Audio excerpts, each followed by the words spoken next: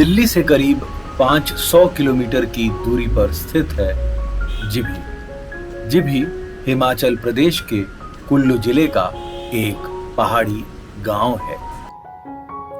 पिछले 6 माह से मैं एक ही तरह का जीवन जी रहा था। सुबह उठना, दफ्तर जाना और जिंदगी को यूं ही निभाना जैसे कोई मशीन चल रही हो। पर मशीन को भी रिपेयर की आवश्यकता पड़ती है। मैं तो फिर भी इंसान ठहरा।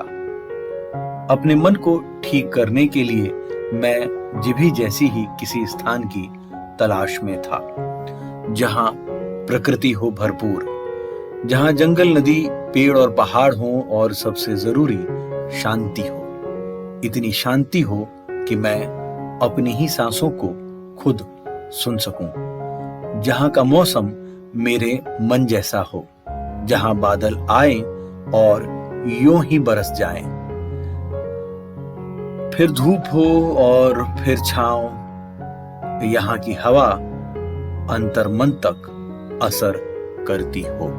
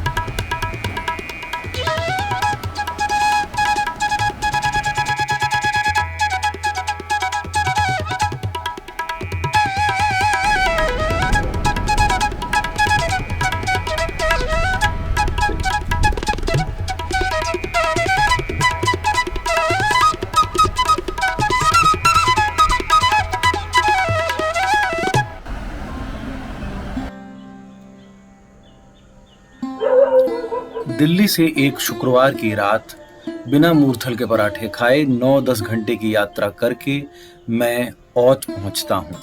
वहां से टैक्सी लेकर करीब 1-1.5 घंटे की यात्रा और करके मैं जिभी पहुंचा।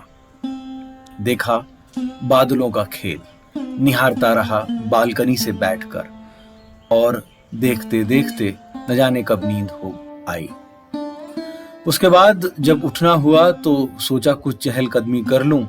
आगे बढ़ा ही था कि साथ में एक स्थानीय माताश्री से कुछ बातचीत हुई। आइए सुनते हैं। हाँ, ये क्या आप लोगों का पहाड़ का क्या नाम है? मैं नहीं जानता हूँ इसका। हाँ, सकीर्न। ऐसा इसका क्या मतलब होता है इसका? अच्छी जगह एक ना, हाँ। ऋषि का मंदिर है। कौन से ऋषि का? श्रृंग ऋषि। श्रृंग ऋषि का? अरे नाम सुना हुआ है मैंने, श्रृंग ऋषि तो सुना हुआ है। ऊपर है चोटी पर, बिल्कुल ऊपर चोटी पर, जहाँ से ये डंगार नहीं है, हाँ। वहाँ से ऊपर पूरी चोटी में है। अच्छा, आप लोगों जाने का रास्ता है? जाते हैं? अच्छा, श्रृंग ऋषि का इसमें श्रृंग ऋषि। मंदिर है। उन्होंने कभी तपस्या की होगी। हाँ। अच्छा अच्छा अच्छा, सुंदर है। और इन पहाड़ों को क्या बोलते हैं जो सामने है? ये तो पहाड़ी है ना, इसको ऐसे बोलते हैं। इसको कुछ नहीं बोलते हैं, उन सब की है। तो बोलते हैं, वो जरूरी है आपको गए। ये पुराने जमाने का लकड़ी का घर है ये वाला है। हाँ जी। ये ऊपर तो सारे हमारे पुराने जमाने के घर है, देखो ऊपर ऊपर ना, जहाँ ऊपर सारे मिलेंगे आपको, बड़े बड़े घर है पुराने। ये जिभी क्या पहले गांव था? गाँव है ना ये? ये गांव ही है? हाँ, ये गाँव ही है। अच्छा, ये गाँव है, ऊपर है, देखो ये गाँव है। हाँ दिख रहा है मेरे को। देखिए ना, इसमें लकड़ी कितना लगाया है। पहले लकड़ी के घर होते थे। जब ऊपर जाएंगे ना आप, पहले तो जो ऊपर बने ये मकान ना, यहाँ लकड़ी की छत होती थी। वो वाले मकान है, लकड़ी ही डालते थे। वो जो पहाड़ी पर है। हाँ। यहाँ से पीछे और गांव है एक, इसके पीछे। जहाँ ये नहीं है, हाँ। इस पहाड़ के पीछे और गांव है, यही है, यहाँ साथ में ना। हाँ यहाँ ऊपर। हाँ। असली घर हमारा वहाँ है। अच्छा, असली घर हमारा वहाँ है। तो अब वहाँ जैसे कोई रहता नहीं है?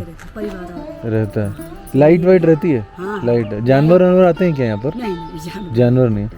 तो सही है। वो तो बहुत दूर होते जानवर मिलते हैं। हाँ, जानवर मिलते हैं। ऊपर बहुत बड़े हैं ये कॉटेज, देखो ऊपर तांदी में।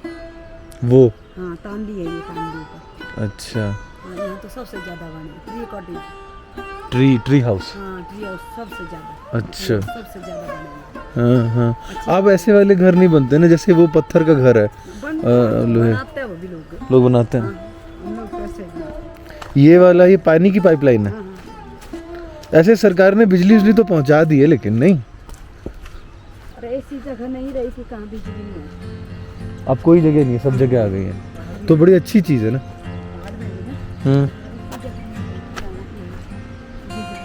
और जो ये नदी आप लोगों के यहाँ से ने स्थानीय माताश्री से बातचीत करते हुए यह पता चला कि जिभी वाटरफॉल और मिनी थाईलैंड के अलावा भी जिभी में भगवान शेषनाग का एक प्राचीन मंदिर है। इस मंदिर की जो कथा है उसके अनुसार जब भगवान शेषनाग यहाँ से गुजरे तो उन्होंने एक ऐसी धारा बनाई जो जीभ के आकार की थी। इसी वजह से इस गांव का नाम जिभी पड़ा है। टूरिस्ट इस मंदिर में अभी कम आते हैं। जिस वक्त मैं गया था वहां एक भी टूरिस्ट नहीं थे। आप इस मंदिर में अपूर्व शांति को अनुभव करेंगे। मंदिर लकड़ी का बना हुआ है।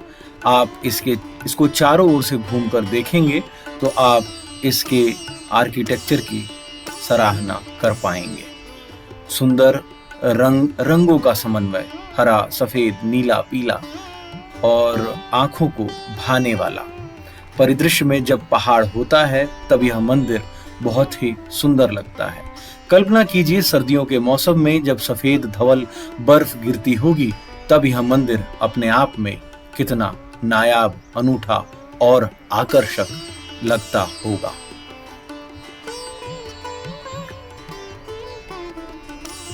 मंदिर दर्शन के पश्चात एक नजर इन देवदार के ऊंचे ऊंचे वृक्षों को निहार कर मैंने निर्णय लिया कि अब यहाँ के सबसे लोकप्रिय पर्यटन स्थल जिभी वाटरफॉल का रुख किया जाए। शाम का वक्त था, मौसम साफ था। अब पर्यटकों की भीड़ जिभी वाटरफॉल की तरफ बढ़ चली थी। मात्र 20 रुपए का शुल्क देकर आप इस वाटरफॉल में प्रवेश कर सकते हैं। कलकल करता हुआ झरना और उसका शीतल और मीठा जल प्रकृति की अनमोल देन।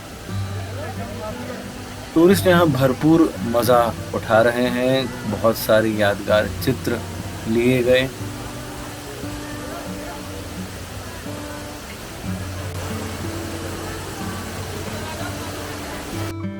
इसके बाद पेश है अजीमोशान पेशकश जिभी की, वो है मिनी थाईलैंड। थाईलैंड तो ये नहीं है लेकिन एक रॉक फॉर्मेशन है जिसको मिनी थाईलैंड का नाम दिया गया है और ये वहाँ पर ट्रैक करके जाने का रास्ता है। थोड़ा आपको मुख्य सड़क से नीचे उतर कर जाना होता है। रास्ता लोगों ने चल चल कर खुद ही बना दिया है। तो आप इस पहाड़ी से नीचे उतरेंगे और जो जलधारा है उसके बगल से जब आप चल कर जाएंगे तो अंत में कुछ प्रयास के बाद इस रॉक फॉर्मेशन तक पहुंचेंगे जिसे कहते हैं यहाँ मिनी थाईलैंड।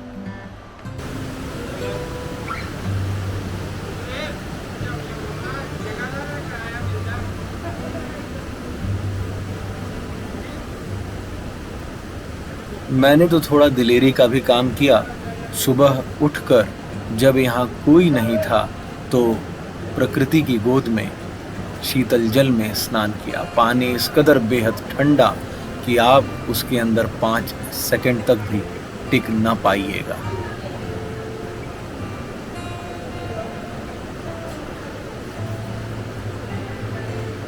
अच्छी तस्वीरें यदि लेनी हो तो थोड़ा जगिए, सुबह जल्दी उठकर आइए। जब यहाँ टूरिस्ट न होंगे तो बेहतरीन तस्वीरें आप पाएंगे।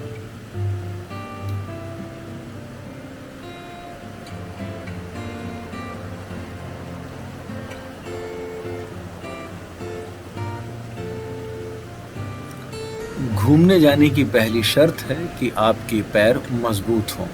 जिभी में अब पहले दिन क्या अंत है। बहुत पैदल चलना हुआ तो अब थक कर चूर हूँ। शाम का समय है तो सोचा किसी कैफे में हो आऊं। पास ही बुक्स एंड फ्लावर्स कैफे जाना हुआ। यहाँ की विशेषता है किताबें और फूल। ये किताब आप उठाकर पढ़ सकते हैं, साथ में कुछ भोजन करेंगे और मीठे मीठे संगीत का आनंद। इस तरह अंत होता है जिभी में मेरे एक सुनहरे दिन का। नमस्कार।